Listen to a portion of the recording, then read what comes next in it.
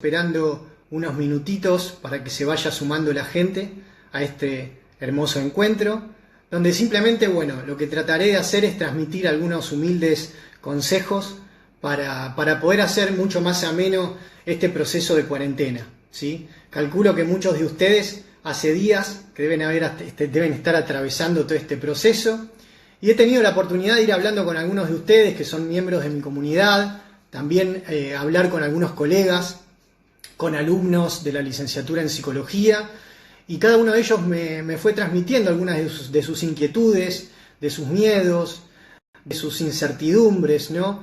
¿Cómo hacemos para no perder, hablando mal y pronto, ¿no?, la cordura atravesando todo este proceso de cuarentena? ¿Existe la manera de poder, incluso en una instancia como esta, poder construir? Sí, es posible. Y hoy la idea, mediante esta pequeña charla, que son algunos consejos que les voy a estar transmitiendo a cada uno de ustedes, espero que les sea de gran utilidad. No solamente para vos, quizá tenés algún familiar, algún vecino, alguna persona que hoy por hoy simplemente un consejo pueda acompañarlo de otro modo durante todo este proceso. Voy saludando ahí, veo que se van sumando a la charla: Agostina, la licenciada Gertrudis Wyss. Qué lindo placer contar con tu presencia. Ale también, a Gerard también, a Mati, bueno, a Karina. Les agradezco a todos por estar ahí del otro lado acompañándome. Bueno, dicho esto, como para poder ir metiéndonos de a poquito en tema, ¿por qué he decidido, hablar de este encuentro y llamarlo Coronando la Resiliencia?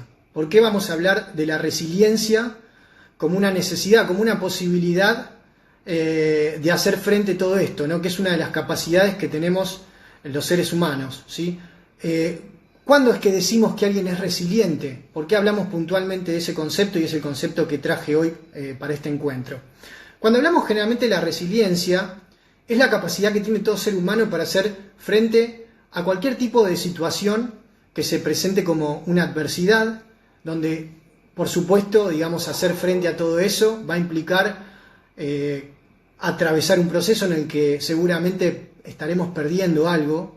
Eso estará acompañado de cierto dolor, tendremos que atravesar algún momento de duelo, pero lo importante de todo esto es que seguramente, más allá de todo esto, esta clase de situaciones siempre se presentan también como un proceso de aprendizaje. Algunas deben haber escuchado esta famosa frase de lo que no nos mata nos hace más fuerte. Bueno, tiene que ver puntualmente con este concepto, con esta idea de que más allá de todas las situaciones que uno pueda enfrentar, que sienten que lo sobrepasan a uno y que se vuelven como inmanejables y da una sensación de que todo se termina ahí, bueno, en realidad las cosas continúan, y por fuera de esta situación, que seguramente implicará un proceso de adaptación, vamos a salir airosos de la misma, habiendo entendido que también todo ese proceso nos ha dejado un cierto grado de aprendizaje. Hoy nosotros los argentinos, estamos expuestos, no solamente los argentinos, sino en todo el mundo en general, estamos viviendo este proceso de cuarentena, ¿no?, que por lo menos no sé cómo lo han vivido ustedes al día de hoy, pero realmente ha implicado un desafío muy grande, ¿sí? Ahora, como todos sabemos, tanto para vos como para mí, que más allá de ser psicólogo, también estoy atravesando este proceso, hemos tenido que ir adaptándonos, ¿no?, tratando de ir sobrellevando todo esto lo mejor posible.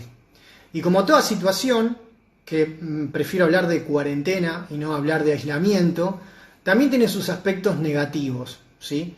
Y antes de darte algunos consejos o algunas recomendaciones, me parecería quizá primero oportuno poder destacar el tema de cuáles son estos aspectos negativos, que por lo menos son los que mayormente me han llegado por parte de ustedes y que son los que mayormente tenemos que prestar atención.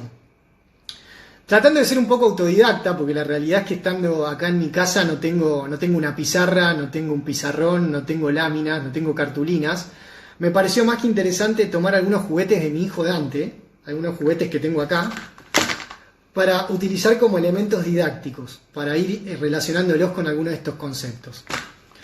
Como bien dije en un principio, también la cuarentena tiene ciertos aspectos negativos. negativos. ¿Por qué voy a hacer mención a estos aspectos negativos y voy a traer a la pantalla el juguete del serrucho? Porque más allá de que el serrucho es un elemento, que podríamos decir que es un elemento de construcción, ¿sí?, que lo podemos utilizar para construir, en este caso, asociado a los aspectos negativos de la cuarentena, vamos a decir que es una herramienta de destrucción. ¿Por qué?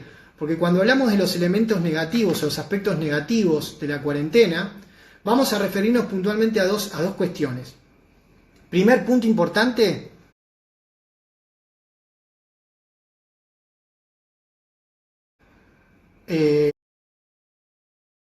la infoxicación, ¿sí?, que es un término que a mí me gusta utilizar mucho.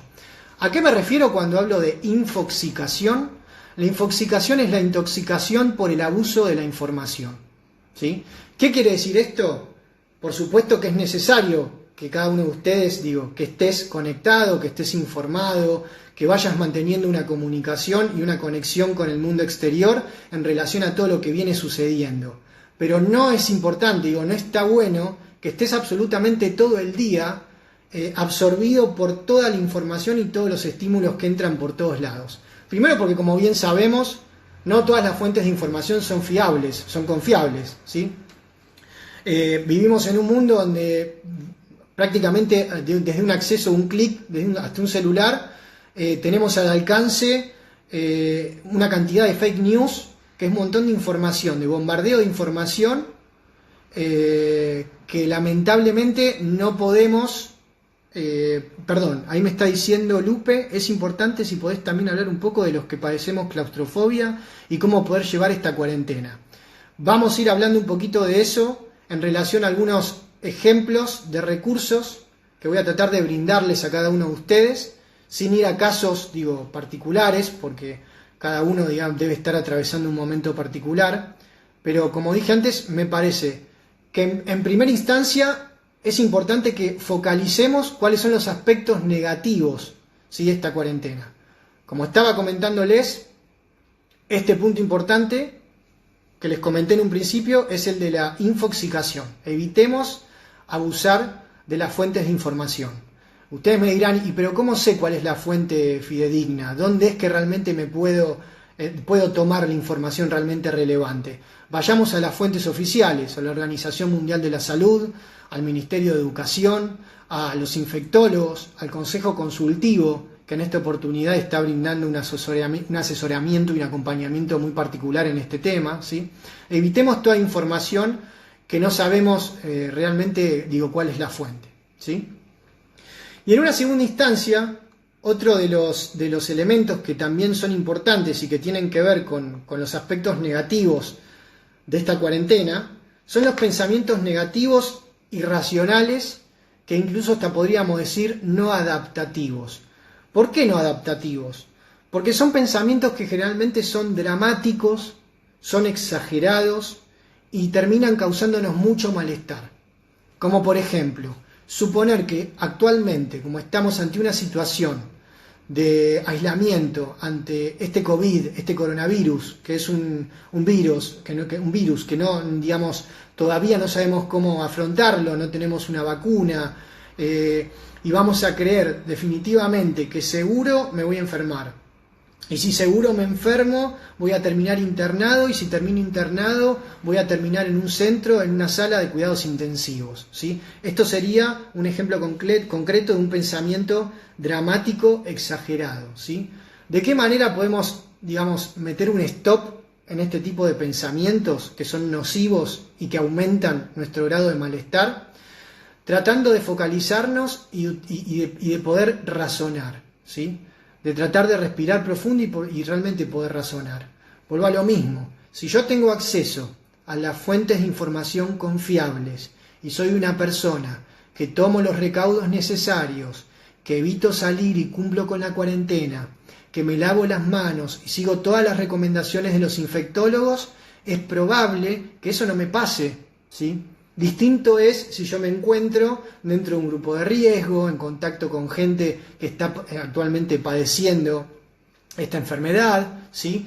Eso tiene que ver con tratar de mantener, digamos, nuestro equilibrio emocional y no darle tanto ímpetu, tanto espacio a estos pensamientos negativos irracionales, ¿sí?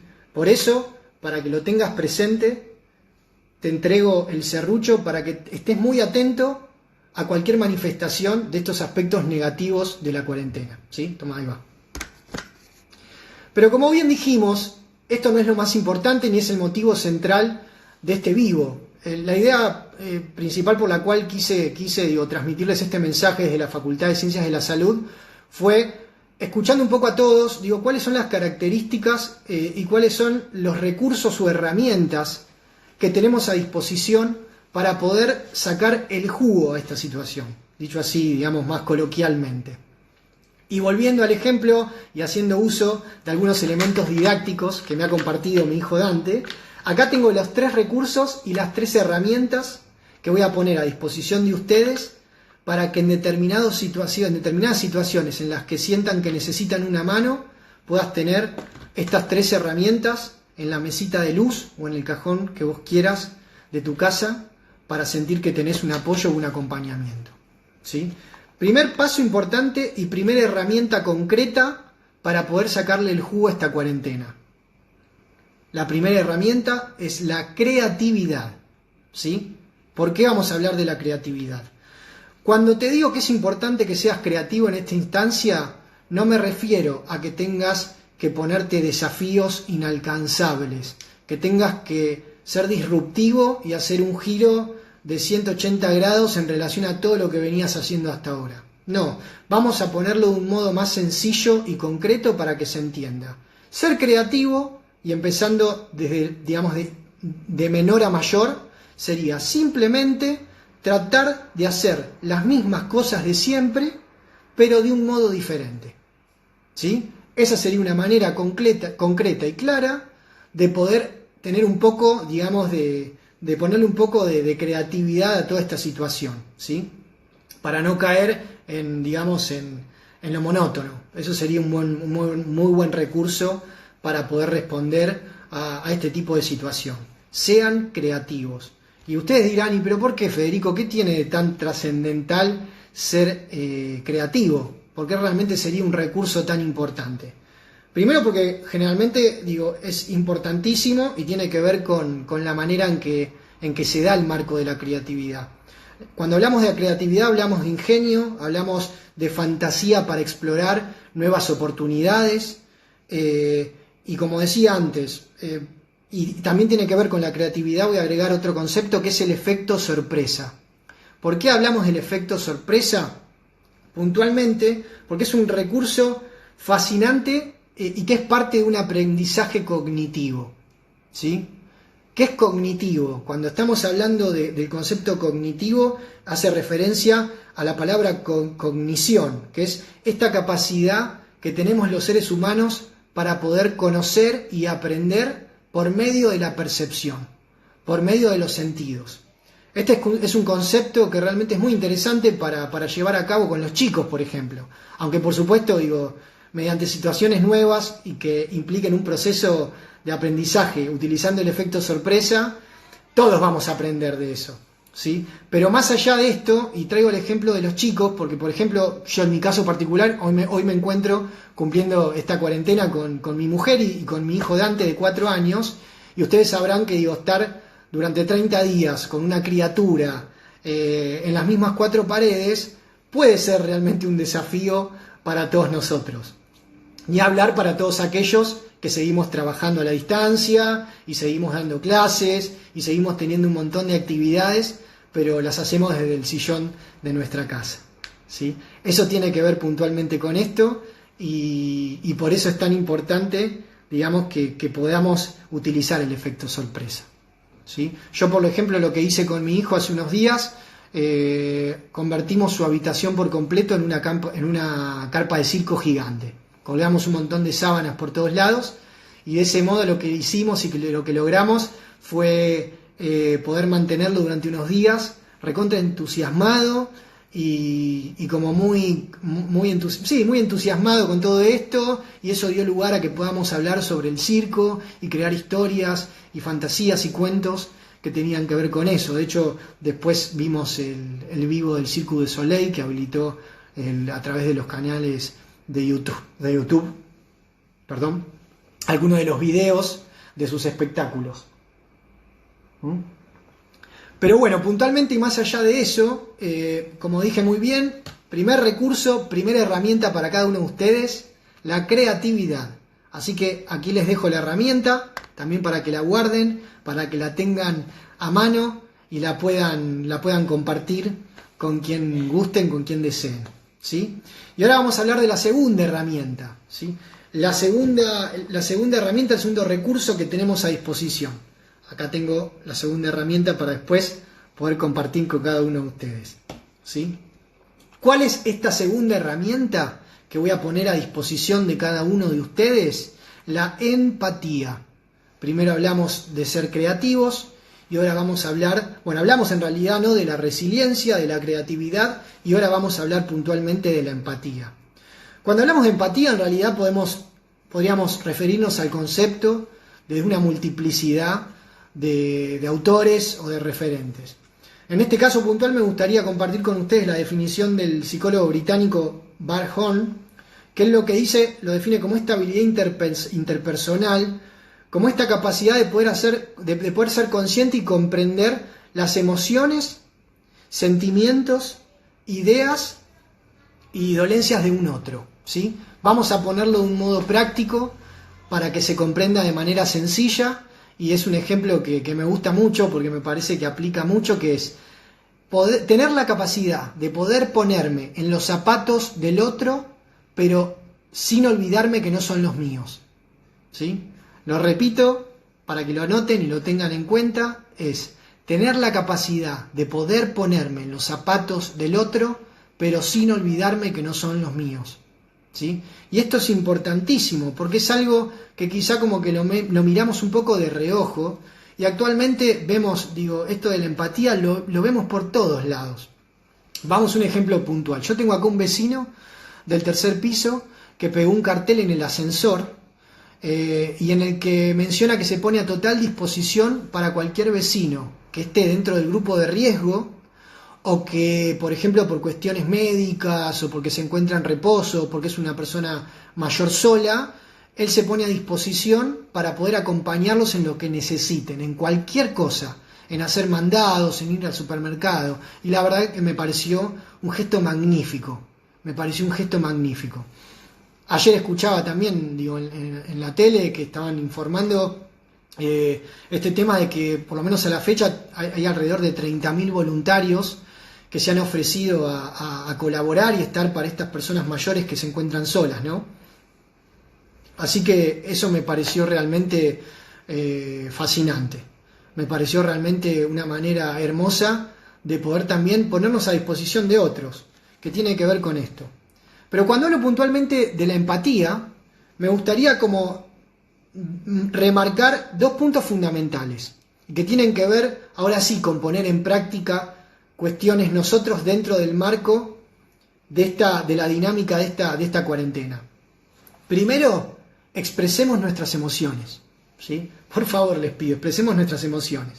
Es importante que podamos compartir nuestros sentimientos, experiencias, con confianza y transparencia con el núcleo, por supuesto, cercano, ¿no? Con todos los que compartimos también esta misma experiencia. Perdón, voy a tomar agua.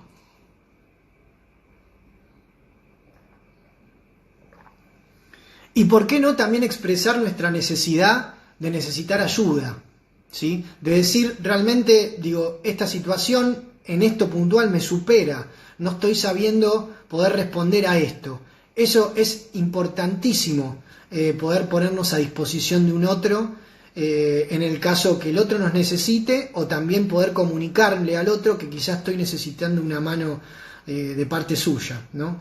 Y esto es importante. Y después otro punto que también es interesante y que forma parte de esta herramienta de empatía, es algo que tenemos a disposición y al alcance de cualquiera de nosotros. Y ahora me levanto solamente un minutito para hacerlo más gráfico.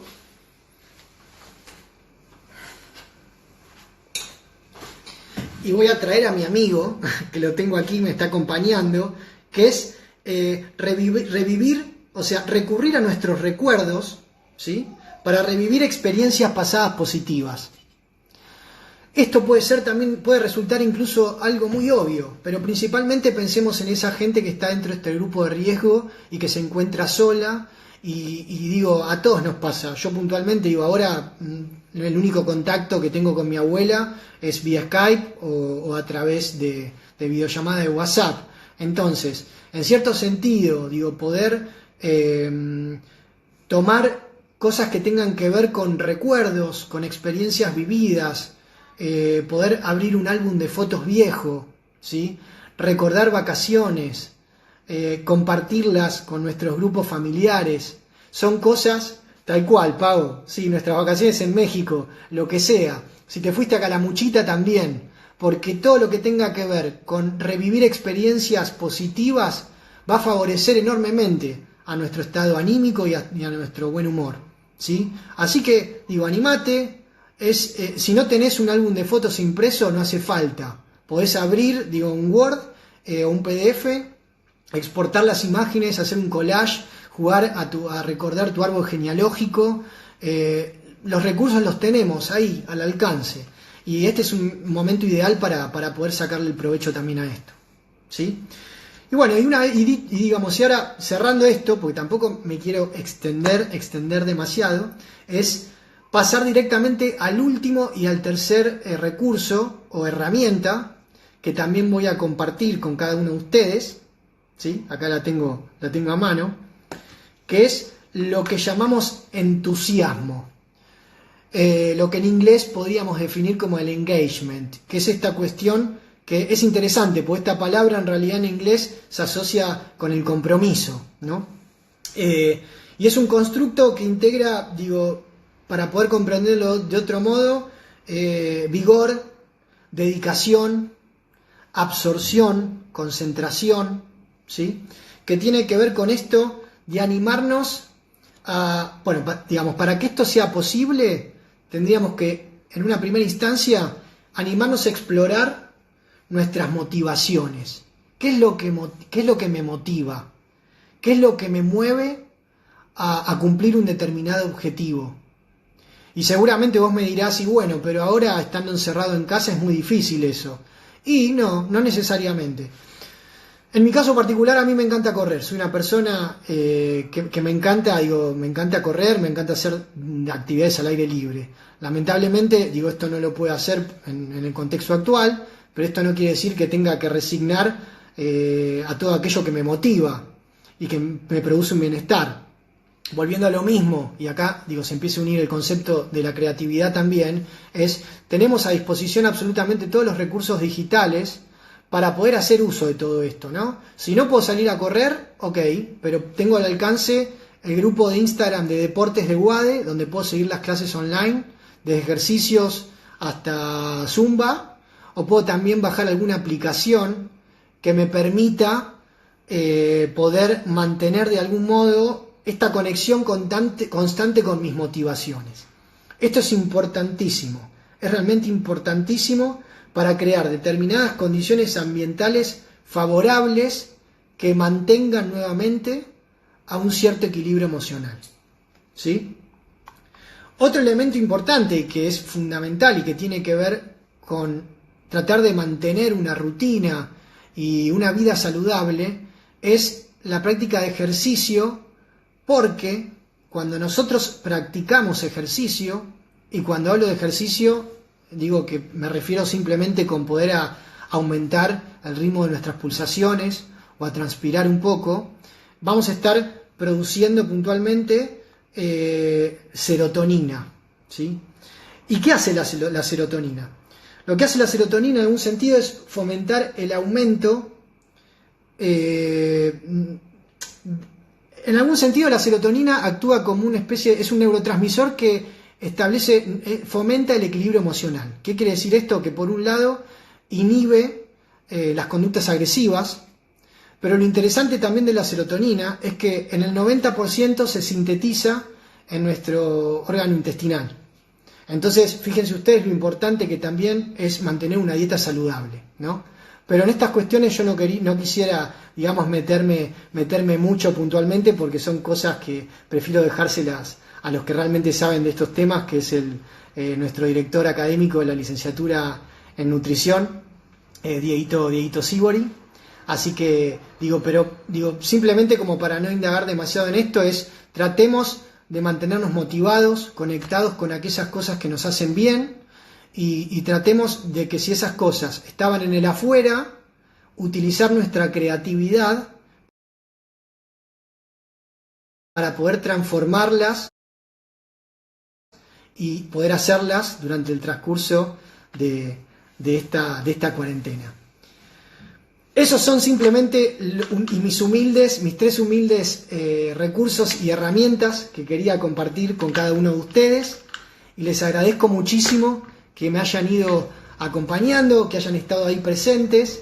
Me pone realmente muy contento ver que la misma cantidad de gente se mantuvo durante todo el encuentro, y los invito, a que comenten, a que hagan sus aportes puntuales, y que cada uno de ustedes, si siente la necesidad después de hacerme alguna consulta de carácter personal, me encuentro a disposición para poder quizá promover una segunda instancia de video en vivo, o cualquier otro tipo de acción que se nos ocurra.